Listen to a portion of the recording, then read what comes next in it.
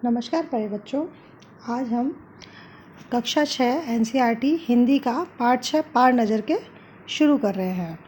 पार नज़र के एक कल्पना है जो लेखक ने कुछ इस तरह की है कि मंगल ग्रह पर जीवन है। ये तो हमें अभी भी नहीं पता, लेकिन उन्होंने कल्पना की है कि मंगल ग्रह पर जीवन है और उन्होंने अपनी जो कॉलोनीज़ है वो ज़मीन के नीचे बसा रखी है।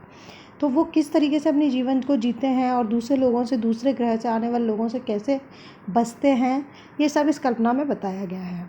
तो आइए हम इसको स्टार्ट करते हैं। वह एक सुरंगनुमा रास्ता था। ठीक है, सुरंग आप जानते हैं क्या होती है? सुरंग एक बहुत ही ज़मीन के नीचे से कोई रास्ता होता है, बहुत छोटा सा, इसको कहेंगे सुरंग। तो सुरंगनुमा रास्ता था। आम आदमी के लिए इस तरह से होते हुए जाने की मनाही थी, यानी कि उस जगह पर इस तरीके से कोई भी आम आदमी नहीं जा सकता था। लेकिन छोटू ने एक दिन अपने पापा का सिक्योरिटी पास लिया और जा पहुंचा सुरंग में। फिर क्या हुआ? ठीक है, छोटू एक बच्चा है और उसके पापा सिक्योरिटी में हैं या ऐसी कोई जॉब में है जहाँ पर सिक्योरिटी पास उनके पास होता है। ठीक है, तो इसलिए वो उनके पास एक सिक्योरिटी पास था और जो छोटू नाम का बच्चा है उसने अपने पापा का सिक्योरिटी पास ले लिया और सुरंग में जा पहुंचा। छोटू, कितनी बार कहा है तुमसे कि उस तरफ मत जाया करो? ठीक है, तो छोटू से कहा जा रहा है, उसको घर पे डांट पड़ रही है कि तुमसे कितनी बार कहा है कि उस तरफ नहीं जाना है। तो वो बच्चा कहता है, फिर पापा क्यों जाते हैं उस तरफ रोज़ रोज़? तो पापा क्यों जाते हैं, यानी कि उसके पापा को उस रिस्की एरिया में काम होता है। ठीक है, तो उसके पापा तो उस तरफ जाते हैं और उस बच्चे को जाने नहीं दिया जाता। तो वो सोचता है कि जब पापा वहाँ जा सकते हैं तो मुझे जाने से क्यों रोका जाता है। ठीक है, तो उसे जवाब मिला, पापा को तो काम पर जाना होता है, यानी कि उसके पापा का तो यही काम है, अब काम तो करने जाना ही पड़ेगा। रोज़ाना यही वार्तालाप हुआ करता था छोटू की माँ और छोटू के बीच। ठीक है, छोटू की माँ उसको डांट रही है कि तुम्हें उस तरफ नहीं जाना था, लेकिन छोटू नहीं मानता है। छोटू चला जाता है और उसकी माँ उसको डांटती है, तो उसको समझाने की कोशिश करती है कि उसके पापा का वहाँ जाकर काम करना होता है, लेकिन बच्चों को वहाँ नहीं जाना होता है। उस तरफ एक सुरंगनुमा रास्ता था और छोटू के पापा इसी सुरंग से होते हुए काम पर जाया करते थे। ठीक है, एक छोटा सा रास्ता था, पतला सा, जिसको सुरंगनुमा रास्ता कह रहे हैं, और उसके पापा इसी रास्ते से होकर काम पर जाते थे। आम आदमी के लिए इस रास्ते से जाने की मनाही थी, यानी कि कोई भी आम आदमी जिसका उस तरफ कोई काम नहीं है वो उस रास्ते से नहीं जा सकता था। चंद चुनिंदा लोग ही सुरंगनुमा रास्ते का इस्तेमाल करते थे और छोटू के पापा इन्हीं चुनिंदा लोगों में से एक थे। यानी कि उस रिस्की जोन एरिया में जो लोग काम करते थे वो कुछ ही लोग थे और छोटू के पापा उनमें से एक थे जो उस रिस्की जोन में काम करते थे। आज छुट्टी थी और छोटू के पापा घर पर ही आराम फरमा रहे थे। नज़र बचाकर चोरी छिपे छोटू ने पापा का सिक्योरिटी पास हथिया ही लिया और चल दिया सुरंग की तरफ। ठीक है, तो आज जो की छुट्टी थी, छोटू के पापा का जो सिक्योरिटी पास है वो उनके पास था, उनके घर पे था। उसने जैसे ही देखा मौका और सिक्योरिटी पास अपने पास रख लिया और सुरंग की तरफ चल दिया। वैसे तो उनकी पूरी कॉलोनी ही ज़मीन के नीचे बसी थी। यह जो सुरंगनुमा रास्ता था, अंदर दिए जल रहे थे। प्रवेश करने से पहले एक बंद दरवाजे का सामना करना पड़ता था। ठीक है, ये एक ऐसी कॉलोनी थी जो ज़मीन के नीचे बसी हुई थी। अब आप सोचो कि ज़मीन के नीचे की कॉलोनी कैसी होती होगी? ना तो सूरज का प्रकाश आता है, ना कुछ होता है, यानी कि सारा जो उजाले की व्यवस्था है, प्रकाश की व्यवस्था है, वो उनको दियों से या लाइटों से करनी पड़ रही है। तो वो क्या कह रहा है कि सुरंगनुमा रास्ता है जिसमें दिए जल रहे थे उजाले के लिए। ठीक है, प्रवेश करने से पहले एक बंद दरवाजे का सामना करना पड़ता था। ठीक है, तो एक बंद दरवाज़ा होता था और उसके सामने जाना पड़ता था। दरवाजे में खाँचा बना हुआ था। खाँचा मतलब जिसमें आप कोई चीज़ डाल सकें, जैसे एटीएम मशीन होती है, एटीएम मशीन में आप एटीएम कार्ड डालते हैं तो वहाँ एक स्पेस होता है, उसी पर्टिकुलर स्पेस में हमें डालना होता है। उसी तरह दरवाजे में खाँचा बना हुआ था और वो किस काम का था? छोटू ने खाँचे में कार्ड डाला, यानी कि उस स्पेस में उस कार्ड को डाला, तुरंत दरवाज़ा खुल गया। यानी कि सिक्योरिटी पास से ही वो दरवाज़ा खुल सकता था। जिन लोगों के पास सिक्योरिटी पास नहीं है वो उस दरवाजे को नहीं खोल सकते थे। छोटू ने सुरंग में प्रवेश किया। अंदर वाले खाँचे में सिक्योरिटी पास आ पहुंचा था। ठीक है, जैसे ही यानी कि सिक्योरिटी पास को बाहर से डालना था, दरवाज़ा खुलेगा और अंदर जाके अपना सिक्योरिटी पास वापस मिल जाएगा। ठीक है, ये उसकी प्रोसेस थी। उसे उठा लिया, कार्ड उठाते ही दरवाज़ा बंद हुआ। जितनी देर कार्ड उसके पास है गेट के पास, उतनी देर दरवाज़ा खुला रहेगा और कार्ड उठाने के बाद दरवाज़ा बंद हो जाएगा। छोटू ने चारों तरफ नज़र दौड़ाई, यानी कि वो क्योंकि चोरी छुपे गया है तो उसको बहुत ध्यान रखना पड़ रहा है। सुरंगनुमा यह रास्ता ऊपर की तरफ जाता था, यानी ज़मीन के ऊपर का सफ़र कर आने का मौका मिल ही गया था। क्योंकि उनकी कॉलोनी नीचे बसी हुई थी तो उसको जिज्ञासा थी कि ऊपर ज़मीन कैसी होती है। उसे नहीं पता था क्या प्रकाश होता है, नहीं होता है, कैसा उजाला होता है। उस बच्चे के मन में अनेकों सवाल हो सकते हैं। तो वो कोशिश कर रहा था कि ज़मीन के ऊपर जाकर देखे कि वहाँ कैसा है। ठीक है, मगर कहाँ, मौका हाथ लगते ही फिसल गया। यानी कि मौका उसके हाथ तो लगा था लेकिन फिसल गया। कैसे फिसल गया? सुरंग में जगह जगह लगाए निरीक्षक यंत्रों की जानकारी छोटू को नहीं थी।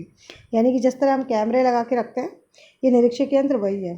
तो जैसे ही सुरंग है, क्योंकि वहाँ इतनी ज़्यादा सिक्योरिटी थी, तो वो अपने बिल्कुल ध्यान रखेंगे ना कि कौन जा रहा है, कौन आ रहा है। तो छोटे छोटे निरीक्षक यंत्र लगाए गए थे, मतलब कैमराज लगाए गए थे। उनकी जानकारी छोटू को नहीं थी। छोटू को नहीं पता था कैमरे भी लगे हुए हैं। मगर छोटू के प्रवेश करने से पहले ही निरीक्षक यंत्र में संदेहास्पद स्थिति दर्शाने वाली हरकत हुई। इतने छोटे कद का व्यक्ति सुरंग में कैसे आया? यानी कि निरीक्षक यंत्र जो था, कैमरा था, उनको पता था कि हमारे यहाँ कितने लोग आते हैं और वो किस किस साइज़ के हैं। ठीक है, तो जैसे ही छोटू एंटर हुआ तो कैमरे ने इन्फॉर्म कर दिया कि बहुत ही छोटे कद का आदमी है जो हमारे स्टाफ का नहीं है। ठीक है, तो वो आया कैसे? दूसरे निरीक्षक यंत्र ने तुरंत छोटू की तस्वीर खींच ली। ठीक है, और भी यंत्र थे, उन्होंने क्या किया, तस्वीर खींच ली जैसे जैसे वो आगे बढ़ता गया। किसी एक नियंत्रण केंद्र में इस तस्वीर की जांच की गई और खतरे की सूचना दी गई। ठीक है, तो एक जब कंटिन्यू प्रोसेस हो रहा है तो इस बात पर भी विश्लेषण किया गया कि इतना छोटा आदमी कौन है। उसकी तस्वीर खींच के पहुँची गई और देखा कि वहाँ कोई खतरा हो सकता है। इन सारी गतिविधियों से अनजान छोटू आगे बढ़ रहा था। छोटू को नहीं पता था कि क्या चल रहा है, कौन उसकी तस्वीर ले रहा है, उसको कुछ नहीं पता था। तभी जाने कहाँ से सिपाही दौड़े चले आए, छोटू को पकड़कर वापस घर छोड़ आए। घर पर माँ छोटू का इंतजार कर रही थी। बस अब छोटू की खैरियत ना थी। छोटू के पापा ना होते तो छोटू का बचना मुश्किल था। ठीक है, इन सारी गतिविधियों से कि कैमरा उसके साथ क्या कर रहा है उसको कुछ नहीं पता था। लेकिन कैमरा आज अपनी प्रोसेस कर रहे थे। ठीक है, उनके सेंट्रल जो क्या कहते हैं उसको, कंट्रोल रूम, वहाँ से सारी सूचना एक दूसरे की तरफ जा रही थी। तो कुछ सिपाही आए और छोटू को पकड़ कर उसके घर छोड़कर आ गए, क्योंकि उन्होंने पहचान लिया कि ये किसी का बच्चा है। ठीक है, जैसे ही छोटू गायब हुआ उसकी माँ को पता लग गया कि छोटू कहाँ गया होगा। तो वो उनका जो उनकी माँ है वो छोटू का इंतजार कर रही थी। अब क्योंकि छोटू की और उसकी माँ की रोज़ लड़ाई होती थी इस बात पे, तो आज फिर छोटू की पिटाई होनी थी या उसको डांट पड़नी थी। लेकिन आज छोटू के पापा घर पे थे इसलिए छोटू बच गया। देन छोड़ो भी, मैं इसे समझा दूंगा सब, फिर वह ऐसी गलती कभी नहीं करेगा। ठीक है, उसकी माँ के गुस्से को उसके पापा ने शांत कर लिया कि मैं उसको अच्छे से समझा दूंगा, अब वो बार बार ऐसी गलती फिर नहीं करेगा, क्योंकि वो कई बार कर चुका है। लेकिन अब मैं उसको अच्छे से समझा दूंगा, अब वो ऐसी गलती नहीं करेगा। पापा ने छोटू को बचा लिया। बोले, छोटू, मैं जहाँ काम करता हूँ वह क्षेत्र ज़मीन से ऊपर है। यानी कि जहाँ हम काम करते हैं, यानी कि उसके पापा काम करते हैं, वो जगह ज़मीन से ऊपर है। जैसे कि इसमें पहले भी आया था कि जो ये जो लोग हैं, ये कॉलोनी इनकी ज़मीन के नीचे बनी हुई थी और इसके पापा ज़मीन के ऊपर काम करते थे। ठीक है, आम आदमी वहाँ नहीं जा सकता क्योंकि वहाँ के माहौल में जी ही नहीं सकता।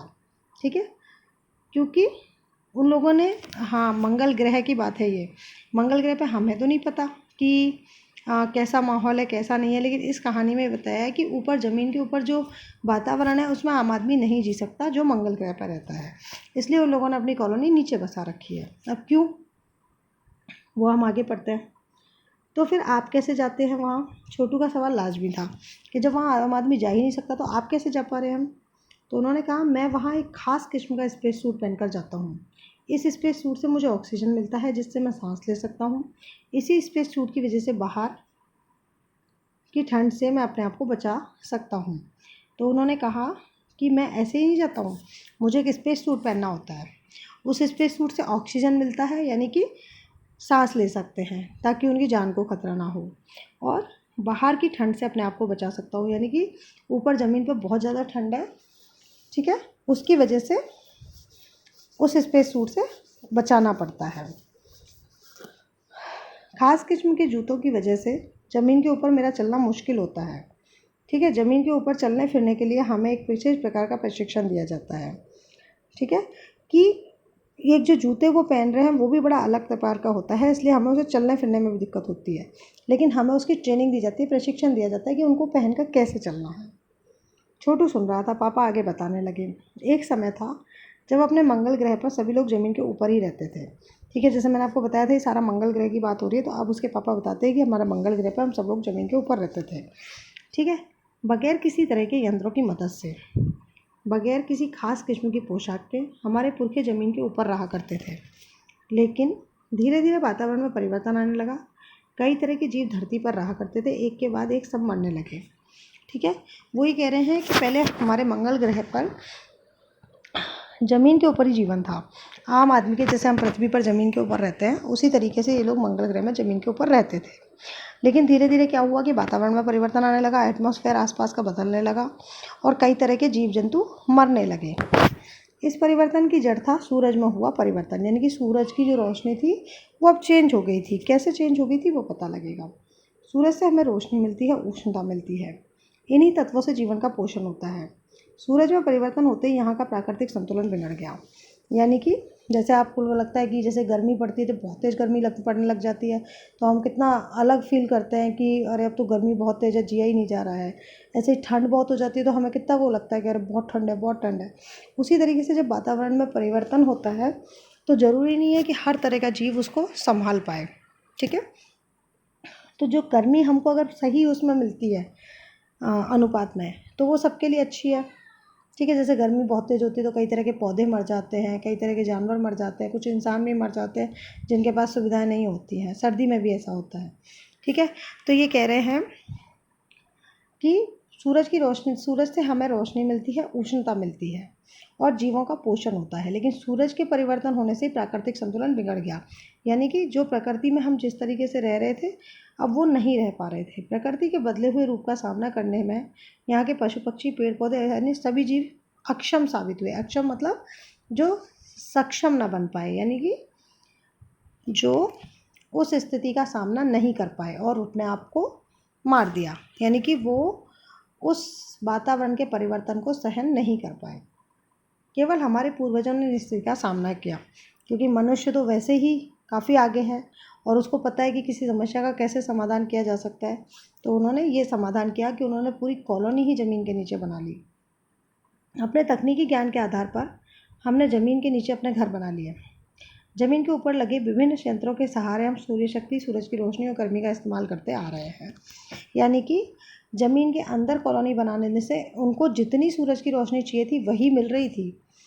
ठीक है, जिससे उनको जो हम जैसे सूरज की रोशनी हमें बिल्कुल नहीं मिले तो क्या होगा, हमारे शरीर में बहुत सारी कमियां हो जाएंगी। लेकिन सूरज की रोशनी अगर हमें मिलती है तो हम जल्दी से बीमार नहीं होते, क्योंकि हमें विटामिन डी मिलता है। तो जितने उनको रोशनी की ज़रूरत थी, गर्मी की ज़रूरत थी, वो यंत्रों के सहारे से वो ले रहे थे। और जितनी की उनको ज़रूरत नहीं थी तो वो नहीं ले रहे थे, क्योंकि उन्होंने कॉलोनी नीचे बना ली थी, तो पूरी रोशनी तो उनके पास आ नहीं रही थी। उन्हीं यंत्रों के सहारे हम यहाँ ज़मीन के नीचे जी रहे हैं। यंत्र सुचारू रूप से चलते रहें, इसके लिए बड़ी सतर्कता बरतनी पड़ती है। मुझ जैसे कुछ चुनिंदा लोग इन यंत्रों का ध्यान रखते हैं। ठीक है, क्योंकि अगर कोई भी यंत्र ख़राब हुआ तो ना रोशनी मिलेगी, या हो सकता है बहुत ज़्यादा मिलने लग जाए, तो उन यंत्रों का, मशीन का ध्यान रखना पड़ता है। तो उसके पापा की जो जॉब थी वो ये थी कि उन मशीनों का ध्यान रखना है। बड़ा हो जाऊंगा तो मैं भी यही काम करूंगा। छोटू ने अपनी मंशा जाहिर की। ठीक है, तो छोटू ने कहा कि जब मैं बड़ा हो जाऊंगा तो मैं भी आपके जैसा ही काम करूंगा। ठीक है, बिल्कुल, मगर उसके लिए खूब पढ़ना होगा और माँ और पापा की बात सुननी होगी। माँ ने कहा, तो उसकी माँ ने कहा कि उसके लिए बहुत आपको ध्यान लगा के पढ़ना होता है और उसके बाद उस तरह की पढ़ाई करनी पड़ती है और अपने मम्मी पापा की सारी बातें माननी पड़ती है।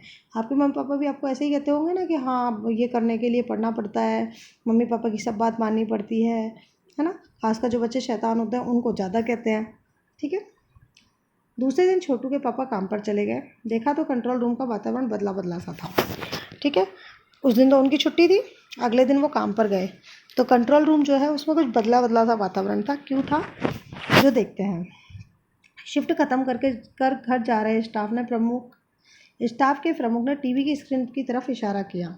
स्क्रीन पर एक बिंदु झलक रहा था। वह बताने लगा, यह कोई आसमान का तारा नहीं है, क्योंकि कंप्यूटर से पता चल रहा है कि यह अपनी जगह अड़िग नहीं रहा है। पिछले कुछ घंटों के दौरान इसने अपनी जगह बदली है। कंप्यूटर के अनुसार ये हमारी धरती की तरफ बढ़ा चला आ रहा है। यानी कि कंप्यूटर पे एक बिंदु झलक रहा है जिससे उनको खतरे का अंदेशा हो रहा है। ठीक है। अब वो बिंदु क्या है कि वो कोई तारा नहीं है, क्योंकि वो अपनी जगह बदल रहा है। अगर वो तारा होता तो अपनी जगह नहीं बदलता, लेकिन वो उस पर काफ़ी टाइम से निगाह रखे बैठे हुए हैं और वो तारा अपनी जगह बदल रहा है। ठीक है। तो वो कह रहे हैं और ये हमारी धरती की तरफ यानी उनकी धरती की तरफ, मंगल ग्रह की तरफ बढ़ता चला जा रहा है। अंतरिक्ष यान तो नहीं है, छोटू के पापा ने अपना संदेह प्रकट किया। तो छोटू के पापा ने कहा कि एक अंतरिक्ष यान भी हो सकता है। संदेह हमें भी है, आप अब इस पर बराबर ध्यान रखिएगा। छोटू के पापा सोच में डूब गए। तो वो तो अपनी शिफ्ट ख़त्म करके जा रहे थे, अपना जॉब कंप्लीट करके जा रहे थे, तो उन्होंने ये जिम्मेदारी उनको संभलाई कि हमें भी ऐसा लग रहा है कि एक अंतरिक्ष यान हो सकता है, लेकिन अब आप इसके बारे में ध्यान रखिएगा, इसकी गतिविधि के बारे में ध्यान रखिएगा। तो उसके बारे में उसके पापा सोच में डूब गए कि क्या होगा, क्या चीज़ हो सकती है ये। क्या सचमुच अंतरिक्ष यान होगा? कहाँ से आ रहा होगा? सौरमंडल में हमारी धरती के अलावा और कौन से ग्रह पर जीवों का अस्तित्व होगा? यानी कि जैसे हम भी सोचते हैं कि धरती के अलावा कहाँ पर जीवन होगा, कुछ पता लगा है चाँद पे है, मंगल पे है, इसी तरीके से ये भी लोग सोच रहे हैं कि किस ग्रह ने मंगल अंतरिक्ष यान भेजा होगा, कौन से लोग वहाँ रहते होंगे, किस ग्रह पर जीवन होगा, कौन ये अंतरिक्ष यान भेज सकता है, कैसे हो सकता है, और अगर होगा भी तो इतनी प्रगति कर चुका होगा कि अंतरिक्ष यान छोड़ सके। यानी कि अगर किसी ग्रह पर जीवन है भी तो क्या इतना आगे बढ़ चुका है कि वो दूसरे ग्रहों की जानकारी करने के लिए अंतरिक्ष यान छोड़ सके।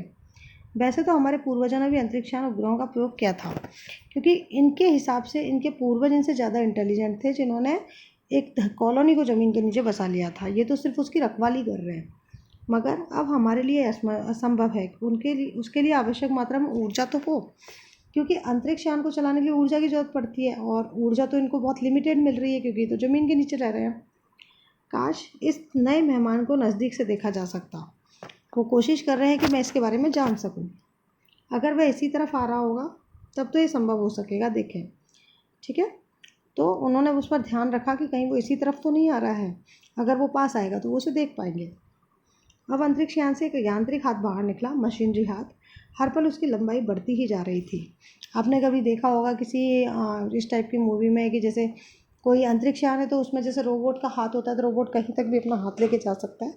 उसी तरीके से इस अंतरिक्ष यान का हाथ बाहर निकला और उसकी लंबाई बढ़ती ही जा रही थी। छोटू के पापा ने अवलोकन जारी रखा, यानी कि वो उसको देखते रहे, उसको ऑब्जर्व करते रहे। कॉलोनी की प्रबंध समिति की सभा बुलाई गई थी। अध्यक्ष भाषण दे रहे थे। हाल ही में मिली जानकारी से पता चला है कि 2 अंतरिक्ष यान हमारे मंगल ग्रह की तरफ बढ़ते चले आ रहे हैं। क्योंकि उनको लग रहा था कि कोई खतरा आया हुआ है, इसलिए वो उन्होंने सुरक्षा से संबंधित एक मीटिंग बुलाई, सभा बुलाई, और उसमें उनके जो अध्यक्ष हैं वो भाषण दे रहे थे कि 2 अंतरिक्ष यान हमारे मंगल ग्रह की तरफ बढ़ रहे हैं और वो एक खतरे की निशानी है। इनमें से एक अंतरिक्ष यान हमारे इर्द गिर्द चक्कर काट रहा था। कंप्यूटर के अनुसार ये अंतरिक्ष यान नज़दीक के ही किसी ग्रह से छोड़े गए हैं। मंगल हमारे पास ही है, ठीक है, और हम भी मंगल पर कोशिश करते रहते हैं, ठीक है, मालूम करने का कि वहाँ कुछ है कि नहीं है। तो वहाँ के जो लोग हैं उनको कैसा लगता होगा, ये इसमें अपन को पता चल रहा है कि एक अंतरिक्ष यान है जो हमारे इर्द गिर्द, हमारे आसपास चक्कर काट रहा है, और कंप्यूटर के अनुसार ये अंतरिक्ष यान किसी नज़दीक के ग्रह से ही छोड़े गए हैं। ठीक है, या तो उस तरफ या इस तरफ। ऐसी हालत में हमें क्या करना चाहिए, इसकी कोई सुनिश्चित योजना बनानी जरूरी है। नंबर 1, आपका क्या ख्याल है? ठीक है। तो क्योंकि खतरा हमारे सर पे आ गया है, बिल्कुल यहाँ पे आ गया है, तो हमें क्या करना चाहिए इसके बारे में हमें सोचना होगा। कॉलोनी की सुरक्षा की पूरी जिम्मेदारी नंबर 1 पर थी। तो नंबर 1 कोई कमेटी या कोई पर्सन हो सकता है जिसको नंबर 1 कह रहे हैं। उन्होंने कुछ कागज़ समेटते हुए बोलना आरंभ किया। इन दोनों अंतरिक्ष यानों को जलाकर खाक करने की क्षमता हम रखते हैं, मगर इनमें हमें कोई जानकारी हासिल नहीं हो सकेगी। अंतरिक्ष यान बेकार कर ज़मीन पर उतरने पर मजबूर कर देने वाले यंत्र हमारे पास नहीं है।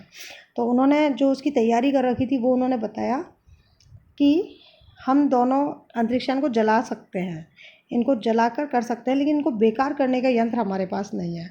जला हम इन्हें भले ही समझ सकते हैं, लेकिन जला देने से इनके बारे में हमें पता नहीं चलेगा कि ये कहाँ से आए थे, क्यों आए थे और क्या करना चाहते थे, ये हमें कुछ भी नहीं पता चलेगा। हालांकि अगर ये अंतरिक्ष यान खुद ब खुद ज़मीन पर उतरते हैं तो उन्हें बेकार कर देने की क्षमता इस हम में अवश्य है। मेरी जानकारी के अनुसार इन अंतरिक्ष यानों में सिर्फ यंत्र है, किसी तरह के जीव इसमें सवार नहीं है। तो उन्होंने कहा कि अगर ये हमारी ज़मीन पर उतरते हैं तो हम इनको ख़राब ज़रूर कर सकते हैं, लेकिन ख़राब ज़मीन पर उतरने के बाद ही कर सकते हैं। ठीक है, यही कहा ना इन्होंने कि नहीं, अंतरिक्ष यान बेकार कर ज़मीन यंत्र हमारे पास नहीं है, क्योंकि बेकार कर देने वाले यंत्र नहीं है, लेकिन वो खुद अगर हमारी ज़मीन पर उतरते हैं तो हम उन्हें बेकार कर सकते हैं। ठीक है, दूर से उन्हें बेकार नहीं किया जा सकता। और हमें लगता है कि इसमें कोई भी यात्री, कोई भी जीव जानवर नहीं है। सॉरी। नंबर 1 की बात सही लगती है। नंबर 2 एक वैज्ञानिक थे, वे बोले हालांकि यंत्रों को बेकार कर देने में भी खतरा है, इनसे बेकार होते ही दूसरे ग्रह के लोग हमारे बारे में जान जाएंगे, इसलिए मेरी राय में हमें सिर्फ अवलोकन करना चाहिए। ये भी बड़ी अच्छी बात कह रहे हैं कि अगर हम किसी यंत्र को ख़राब कर देते हैं और वो पास के किसी ग्रह से आया हुआ है तो उनको पता लगेगा कि वहाँ कोई तो है जो हमारे उपग्रहों के बारे में जानता है या उनके साथ खिलवाड़ कर रहा है, तो उससे इनके अस्तित्व का पता लग जाता है। तो हमें केवल देखते रहना चाहिए, अगर वो हमारे साथ कुछ गलत करने की कोशिश करते हैं तो हम करें, अदरवाइज़ ना करें। जहाँ तक हो सके हमें अपने अस्तित्व को छिपाए ही रखना है, क्योंकि हो सकता है कि जिन लोगों ने अंतरिक्ष यान भेजे हैं वे कल को इससे भी बड़े सक्षम अंतरिक्ष यान भेजें। हमें यहाँ का प्रबंध कुछ इस तरह रखना चाहिए जिससे इन यंत्रों को गलतफहमी हो कि ज़मीन पर कोई भी चीज़ इतनी महत्वपूर्ण नहीं है कि जिससे वे लाभ उठा सकें। ठीक है, तो उन्होंने कहा कि हमें सबसे पहले हमारे अस्तित्व पर खतरा है उसे बचा के रखना चाहिए, हमें पता नहीं लगने देना चाहिए कि हम यहाँ रहते हैं, क्योंकि आज जो भेज सकते हैं अगर उन्हें कुछ भी शक हुआ तो वो कल और बड़ा भेजेंगे और हमारे को खतरा हो सकता है। ठीक है, तो हमें कुछ ऐसा दिखाना है कि यहाँ कुछ भी नहीं है, कोई हलचल नहीं है। ठीक है, जिसका कोई फ़ायदा उठा सके। अध्यक्ष महोदय से मैं दरख्वास्त करता हूँ कि इस तरह का प्रबंध हमारे यहाँ किया जाए। नंबर 3 सामाजिक व्यवस्था का काम देखते थे। ठीक है, नंबर 1, नंबर 2, 3 ये अलग अलग HODs है, हेड ऑफ़ डिपार्टमेंट्स हैं। ठीक है, उनके अंडर में बहुत से लोग काम करते थे। उनकी बात के जवाब में अध्यक्ष कुछ बोलने ही जा रहे थे कि फ़ोन की घंटी बजी। अध्यक्ष ने चौका उठाया। 1 मिनट बाद सभा को संबोधित करते हुए उन्होंने कहा, भाइयों, अंतरिक्ष यान क्रमांक 1 हमारी ज़मीन पर उतर चुका है। ठीक है, अध्यक्ष महोदय कुछ बोले उससे पहले फ़ोन की घंटी बजी और उनको रिपोर्ट मिलती है कि जो अंतरिक्ष यान क्रमांक 1 है, 2 अंतरिक्ष यान थे, पहला अंतरिक्ष यान जो है वो उनकी ज़मीन पर उतर चुका है। वह दिन छोटू के लिए एक बड़ा ही महत्वपूर्ण दिन था। पापा उसे कंट्रोल रूम ले गए थे। यहाँ से अंतरिक्ष यान क्रमांक 1 साफ नज़र आ रहा था, क्योंकि उसकी बहुत इच्छा थी कि मैं ये सब देखूं, देख कर आऊँ कि वहाँ क्या है। तो अभी ज़मीन के ऊपर की जगह उसको उस कंप्यूटर में साफ नज़र आ रही थी, और ये जो अंतरिक्ष यान आया हुआ था ये भी उसको दिख रहा था। तो कहाँ तो वो ऐसे ही घूम रहा था कि मैं देखूँ वहाँ क्या होता है, और आज तो उसके लिए बहुत बड़ा दिन था कि उसने सोचा ही नहीं था उसे ये सब देखने को मिल जाएगा। कैसा अजीब लग रहा है यहाँ पर, इसके अंदर क्या होगा पापा, छोटू ने पूछा। अभी नहीं बताया जा सकता, दूर से इसका निरीक्षण जारी है। तो उसके क्योंकि सब परेशान थे तो उसको लग रहा था कितना अजीब लग रहा है, इसके अंदर क्या होगा। उसने अपने पापा को पूछा, लेकिन उसके पापा भी जानते थोड़ी थे। तो उन्होंने कहा कि हमें नहीं पता कि इसके अंदर क्या है, अभी उसका निरीक्षण जारी है। उस पर बराबर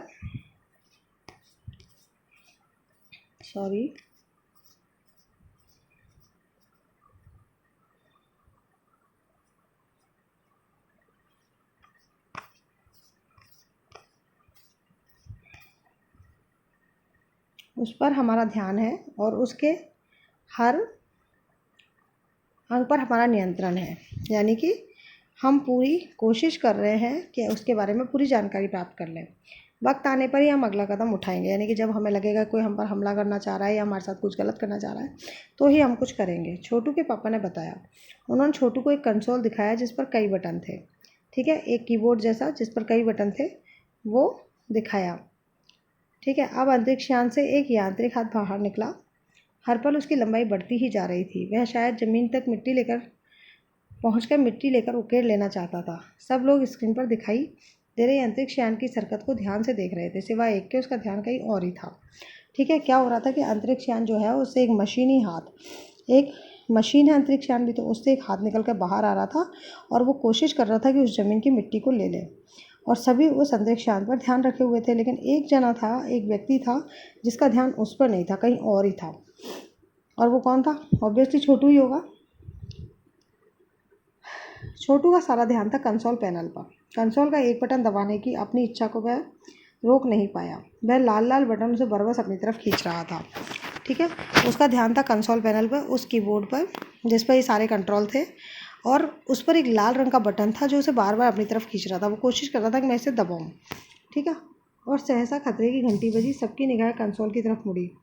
पापा ने छोटू को अपनी तरफ खींचते हुए एक झापट रसीद कर दिया और लाल बटन को पूर्व स्थिति में ला रखा।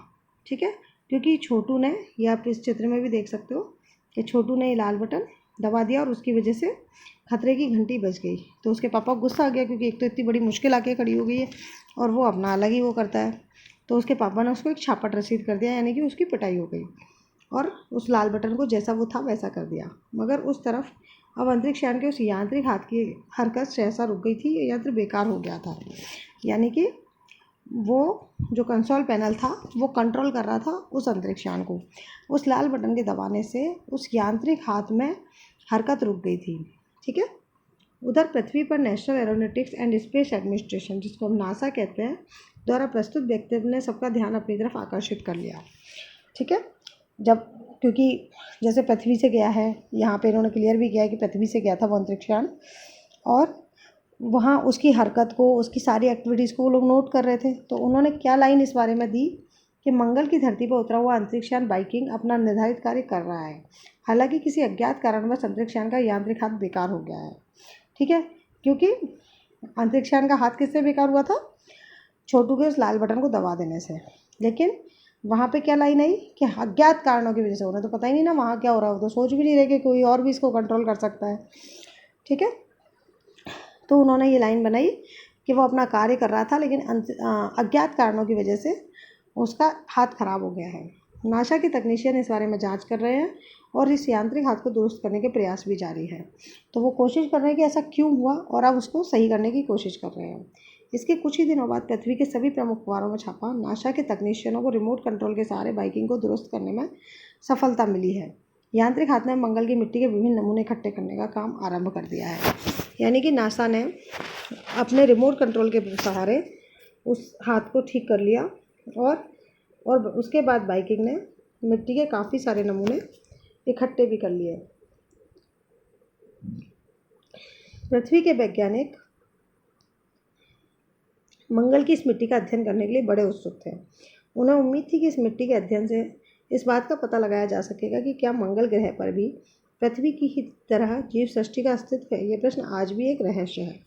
ठीक है, कि वैज्ञानिक मिट्टी का अध्ययन करने के लिए बहुत उत्सुक थे। उन्होंने वो मिट्टी इसलिए मंगाई थी क्योंकि उसमें किसी मिट्टी में अगर किसी जीव के होने का, ऑक्सीजन का पता चले, तो पता लग जाएगा कि मिट्टी में ऑक्सीजन के कण मिल रहे हैं, किसी जीव के मरने के या किसी भी तरीके की कोई चीज़ मिल जाती है जिससे जीवन का पता लग सके, तो ये साबित हो सकेगा कि मंगल ग्रह पर भी पृथ्वी की तरह ही जीव सृष्टि का, जीवन का अस्तित्व है। लेकिन ये प्रश्न आज भी रहस्य है, और इस अच्छी सी कहानी के या कल्पना के लेखक हैं जयंत विष्णु नार्लिकर।